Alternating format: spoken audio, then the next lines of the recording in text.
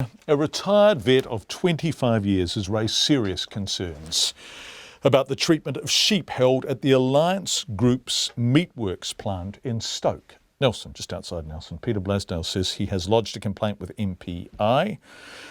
Mentioned them a couple of times tonight, the Ministry for Primary Industries, but is not convinced it will get the traction he wants, which is better care for the sheep awaiting their fate, effectively. He told our Nelson reporter Tracy Neal what he saw when he drove past the works earlier this week. On Tuesday, I was driving past the meatworks at about 1 o'clock and saw some sheep standing in the yard, and despite the fact that some screening had been put up to prevent people seeing in so easily, but there was still a little gap at the corner. I came back on my bike with a small camera on a stick so that I could take some photos from over the screen, and I could see the sheep still standing there. And it was very, very hot, no wind, very humid.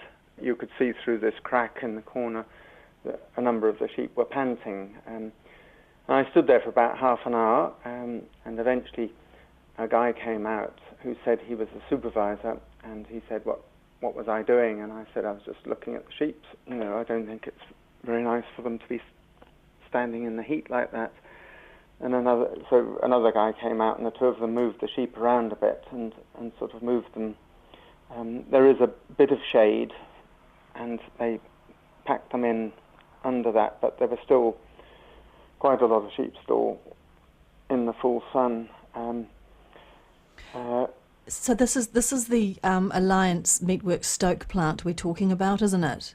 Yes, the Stoke main road runs right past it, and there's a wire fence, and the sheep yards are just the other side of the wire fence.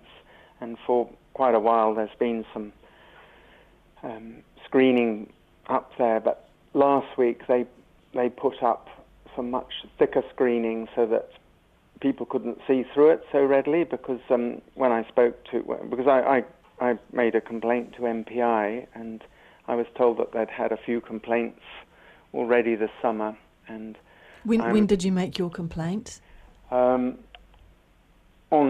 Tuesday at 5 o'clock, because I went back on Tuesday at 4:20 with my video camera, and the sheep were still there, and I had a thermometer at that stage, and it was 28 degrees in the shade, and a lot of the sheep were still standing in the sun.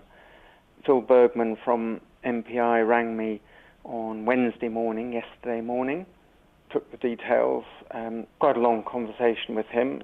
So Pete, do you live nearby? What alerted you to this, given that the meatworks have been there for a long, long time? What was it about this particular day that caught your attention? Well, I knew there had been some complaints already, and I noticed last week that their response was to put up some better screening to prevent the public seeing so readily. And in fact, yesterday afternoon, their response probably to my complaint and my standing there and watching, their response was to put up more screening, sealing off the one remaining crack in the fence that people can see through now.